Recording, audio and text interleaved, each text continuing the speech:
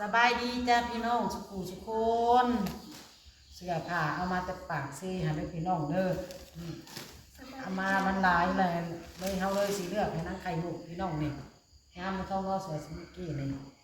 เอาสีเลือกให้นั่งไข่มุกอันร้านอุ้มน้อยพี่น้องเลยไม่แต่พื้นงามๆพี่น้องไงนี่สีเลือกให้นั่งไข่มุกเนาะพี่น้องเนาะที่ต้นเราอันนี้ก็ยังมีเลยยังมีป้ายอยู่เลยพี่น้องนี่นั่งไข่มุกใส่ได้เลยนี่เด็กเดี๋ยวเราจะไปเดือนต่อไปเดือนต่อต้มน้ำมาต้มเนาะนี่ชื่อไข่มุกจากพี่น้องลองคุยมาแล้วกันไม่เคยยังไม่ได้ดูเลยแก้วสบายดีหรือเปล่าไม่ยังเนี่ยเราต้องไปเจอเลยมันหน่อยไหมพับดีๆลูกใส่บอลมือหน่อยแล้วเอาไปให้เราเป็นแขนยาวไปในกระสินอยู่ในมันขัดว่าทองสินเลยในกระสินนะพี่น้องสินลงวัดการเข้าไม่สินเลยก็เบิ่งก่อนสิไปเอาสินมาพาจะออกไปยิบสินไปหน่อยเลือกแล้วอะไรเงี้ยจะไปยิบไว้ตรงนั้นเป็นยังไงเดี๋ยวคุณไปน้องเลยห่อข้าวห่ออะไรกันบ้างพอได้เปลี่ยนในรูปที่สีเก่าใช่สีน่ะฮะเอาสีบัวไปนะเป็นอะไรสีบัวไม่ได้สีบัววันบ่มันมีอีกพื้นหนึ่งเด็ดถูกไม่ได้คล้ายๆบนมือทองนี่เด็ดมันจะเอาสีอะไรทองสีบัวหมดแล้วสีเนี้ยก็ได้ใช่มันใหญ่สีเนี้ยนะงามอยู่ด้วยพี่น้องไอ้คนเชนั่งท้องยิบหนุ่มลงวัดลงว่าสินไม่นี่สินเชี่ยวจ่อยเด้อคนหายเด้อพี่น้องเด้อคนคู่ไม่ใช่มันฟ้าใส่แล้วกูเห็นอยู่ได้ของไหนหนูไปจัดมาอยู่นี่สีหายนั่งท้องพื้นนี่นะลองวัดนาวัดมันเลยทองเด้ออันสีแดงกูเอามาทองงามดีได้มันได้บุเปื้อนนี่เด้งามพี่น้องมึงเด้อสีวัดให้เบิ่งเด้อพี่น้องเด้อเด้ขาทุงนี่เด้ทองมึงแม่นี่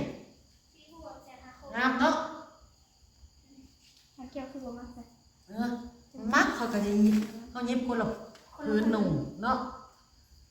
เงาสีบัวบ่ทองมึงฮะโอเคเอาบัดทอดมือจะยิบเอา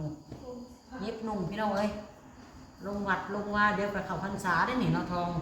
แล้วก็บุญห่อแก่ห่อน้ำเลยไปเอาสีบัวตัวนั้นมาลุกนี่มันน้อยเดี๋ยวให้นั่งทองลองวัดมันก่อนอันนี้สินสิให้นั่งทองนี่พี่น้องอันนี้สินสิให้นั่งไข่มุกแล้วนุ่งได้อยู่ดอกนี่งามเลยเสือมาแต่ปากเซ่อันนั่งทองเพิ่นนุ่งบัวไร่มันน้อยบัวเล่านะแล้วคอยว่าแล้วคอยคิดว่ามันคือสิพอดีกันกับไข่มุกนะพี่น้องนี่เสือกันเด้อพี่น้องเด้อนี่เสือยืดสีขาวใหม่ๆเลยนี่เสือให้นั่งไข่มุกเบิ้ลเลยบ่เป็นตู้ไว้นัดบ่มันไปทางไหนนี่เด็กพี่น้องเสือสิให้ไข่มุกบักใหญ่เลยนี่นางทองว่าเพิ่นบ่มักมันหักเพิ่นว่าบ่มักก็ให้ไข่มุกเพิ่นว่าก็เสือสงกรานต์นี่มันไปทางไหนได้สิคนละทองบ่ว่ามันเสียแล้วทองมันเสือได้นี่งามได้ทองไว้หั่นดิอาดิดาสพี่น้องนี่ให้ไข่มุกเนี่ยเนาะมักจะแบบรวมๆถ้าเราไปเอาพึ่งไว้เนาะนี่เราไปสักเอาทองเนาะนี่ก็เฮาถิ่มปะในพี่น้องนี่สุดนี่ก็นี่ไข่มุกใส่ได้เราเลือกเอาอีกก็ได้โทรเราหมดแล้วแม่นโทรดูค่ะเราสิมาบอกอันนี้กันงามแต่เราใครกับเสือยืดไปไหนให้เราโลดแล้วนุ่งเขาวัดเขาว่าเขาได้เสือนี่ได้เสือในกับพี่น้องแต่นั่งทองเป็นแล้วมอกให้แม่เคยย่อมเลยนี่แล้วนุ่งได้กี่ดอกนะให้เรามาบริโภคเลย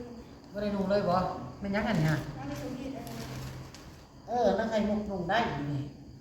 ให้เรานุ่งเลือกให้กันพี่น้องเลยเด็กวัยเด็กวัยมาทองนี่เสืองามเลยเสือมันทองเลยนะนี่นั่งใครมุกเลือกนุ่งแล้วเลือกเอาเด้อข้าเรากำลังเกียดไอ้เนาะให้นักดาวเป็นทองตัวเสีย พึ่งโดทองอันส่งมันอะไรเนี่ย ไม่จบแบบเก่า อันนี้เราเอาหรอกทองไว้แค่เซ็ตแล้วจะดีก็ได้เราเซ็ตแค่ลื่นเซ็ตม้วนนี่อันนี้กันดีเด็น้อยพวกน้อยโพดมันต้องไข่หมูมันน้อยน้องให้เราสัก แล้ว น้อย เราอีกโทษเจ้าหน่อย นี่เฟซแล้วอยู่กันเจ้าดี ประกัน เอาไปส่งรถนะดีจะไปโลกดีเด้พี่น้องนี่ไข่หมูใส่ได้คนมาเราท้องนอก ลองโทร ลองจะโทรก่อนเนาะอันนี้เอาไปเสร็จซะเสื้อแวดอันนี้สุดนี่นี่เราสิเอาหมดเลยน้องไข่หมูนะเราสิเอาอยู่บ่เนาะเลือกให้แล้วพี่น้องเลยอันเดิมมาหนุ่มนะ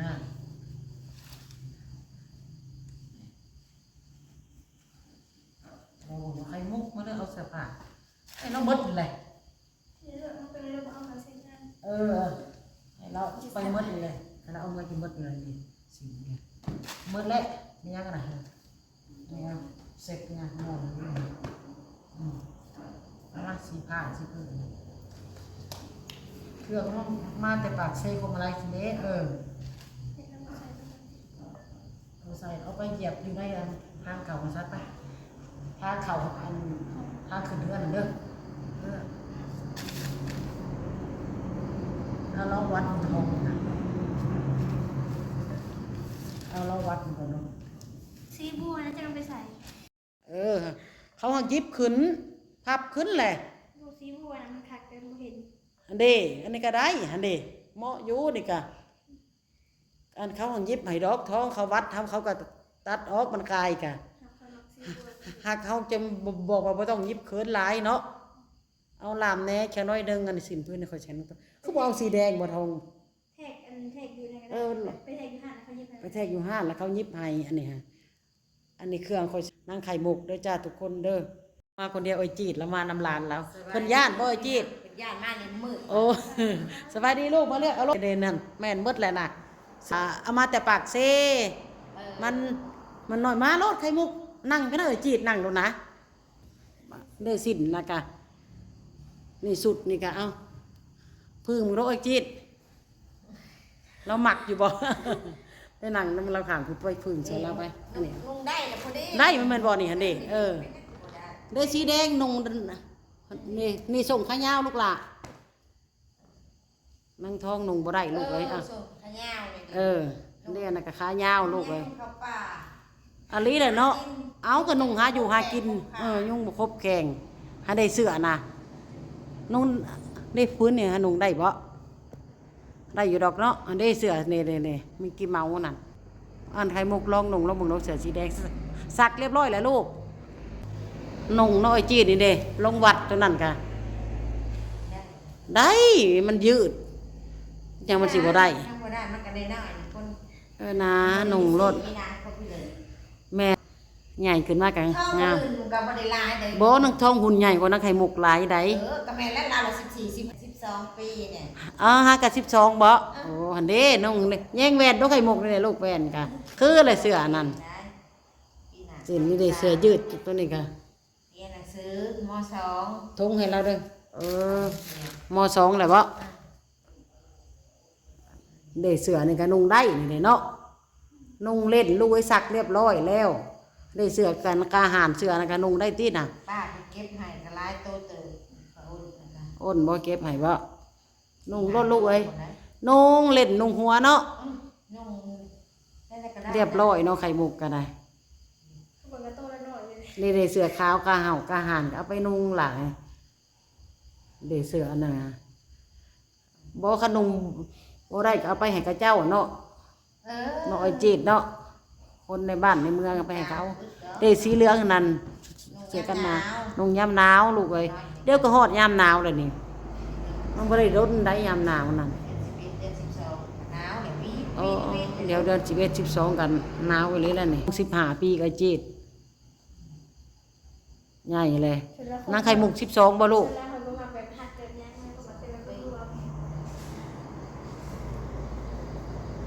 ลื่นไข่มุกหลายปีเติบเนาะ 3 ปี 3 ปีลื่นกับไข่มุกเนาะ 5 ปีก็ลืมหมก3 ปี ลื่น3 ปีนี่ได้สูตรงานในลูกนี่เด้นุ่งกับเสื้อขาวแล้วก็อันนั้นเฮาซบตีกับนุ่งขาสั้นเข้าไปตรงนั้นก็เนาะพอได้นุ่งเด้อลูกเด้อกินแรงเลยจีชุมเจ้านะ กินแหละ เฮ็ดพิชังกินแรง ขวดน้ำมันใส่หมู คือกะเฮากับฝนป้าพัดผักบง อันนั้นซับคนอันนั้น ได้ส่งขายาวนุ่งข้าวโป่งข้าวปลาบ่อยากนุ่งไปนั่นกันเนาะพอนุ่งเล่นได้ก็นุ่งเล่นหั่นน่ะหับเอารถอนาท้องเอาถุงให้เราในถุงสีขาวนี่หั่นหุ่นเฮาก็จีอ้วนพอๆกันเลยเฮาก็ เจ้าก็ เพื่อจะ น้ำงาม ข่อยอ้วนกว่าจีอีกว่านี่ ไม่พอ เจ้าคนสูงคนกับคนต่ำคนเตี้ยไปกับคนเตี้ย เราคนเตี้ยในท้องมึงบ่จะได้ดู แต่แห้งคืออ้วนเลย คืออ้วนเนาะ เธอเด้น้ำหนักเจ้าอ้าวกว่า70 ปลายอยู่เลย เท่ากันกับแก้วเท่ากันน้ำหนักเขาก็เท่ากันก็70ปลายคือกันเฮา75เฮาน่ะ ไปเลื่อนเจ้าของเรา อันเด้ดื้อแล้วเราแถวขาเราใหญ่ บริติดจะมาลงอีแล้วไปจ้า หากก็อยากลงอยู่ในแก้วนี่ครับ เจ้า พร้อมลงอยู่ได้ส่งอันนี้นุ่งนอนลูกเอ้ยมันอุ่นนั่นเนาะนุ่งได้เลยส่งนั่นไข่มุกนั่นเอารถนะนุ่งงามนี่ดอกเราคนจอยนะนี่เด้จักข้องจักนั่นไหนข้องเห็นคนบ่ชัดลูกกันดีกว่า มันจะมืดวะ มันก็อยากเพลแล้วมันแต่ดนได้นี่ในกล้องโทรศัพท์กะแล้วเขาแรงเลยเนาะพวกเจ้าเนาะ เหลือแต่ซุ่มข่อยนั่นแหละ จะมันเป็นในใดกล้องกับมือว่าวิ่งวูบ คือการบ่บูบ่ว่าคือกันนั่นแหละค่อยก็ได้ เขาแสบเปลี่ยน เออ ไอ้ที่โทรมาคนใหญ่โทรมา อ๋อไอ้แอบ่ ยังบอก เลือกเอาอีหล่าเอ้ย ไอ้จ้า เอาโอเคพี่น้องเอ้ย ป้าอยู่มาเอาเครื่องอันสาวน้อยผมเก็บเครื่องให้ มาแต่ปากซิ มาแต่ปากซี่เนี่ยเครื่องกับทั้งช่องเนี่ยเอาเก็บให้หยก ให้นางหมุกบ่ได้นุ่งเลยเสื้อสีแดงแล้วนุ่งงามตัวน่ะ เรื่องพยาบ้านเด็กยังคนโตก็อยู่บ้าน บ่ได้เฮ็ดหน้าแล้วเจ้ากันเนาะได้เสื้อนี่ก็นุ่งได้ลูกเอ้ยอันนี้เนาะ ได้นะ ได้หมดแหละเสื้อดีๆใหม่ๆลูกจะได้มันนุ่งล้นจีดพื้นหนึ่งพี่น้องจินแล้วแค่นั่งทองพื้นหนึ่งนั่งไข่มุกได้อีกแล้ว ให้ถึงเลข6โตเด้อ สาธุ ถือลอตเตอรี่เนาะ ถึงลอตเตอรี่ ให้ยิบนุ่งลงวัดไอ้จีดเลยลงวัดลงว่าทงยางอยู่ใส่อะไรบ้างไหนท้องหาทงยางแดงมาในท้องทงยางแดงบรืดดอกโอเคพี่น้องเพิ่นเลือกได้เลยพี่น้องเอ้ย ได้แล้ว บ่ได้รังเกียจกันที่ไอ้จีดเอ้ย บ่ได้ เอาหมดไปให้ยังเฮาก็ได้ เก่าเด้อมื้อนี้เขาก็บ่ได้ซื้อของลุง แม่นเฮาก็บ่ได้ค่อยซื้อเฮานุ่งแต่อันเก่านุ่งให้มันเก่าๆแล้วก็ปะไปเนาะไอ้จีดเนาะนุ่งไปให้มันเก่าๆแล้วก็ปะไปอันสินไปหยิบเอาสินมึงไว้ไม่ท้องสินนะได้ให้นางทองผืนหนึ่งสินกับพี่น้องเลยไอ้จีดผืนหนึ่งมาอันนี้สินใหม่เลยได้ถุงเดี๋ยวไอ้จีดเอาใส่ถุงให้เราไปเอาอีหล่ะใส่ถุงให้เรากันแล้วท้องเอ้ยเอาอดน้อยนุ่งได้มันตุยเนาะเฮาก็ไอ้จีดรวม พอใหญ่ใหญ่ตัวนี้ช่วงนี้มันใหญ่กับตัวนี้ แม่นแหละใหญ่แห้งดากใหญ่โพดกันนั่นโอเคแหละพี่น้องไอ้คลิปนี่ก็สิได้ลาแหละพี่น้องเอ้ย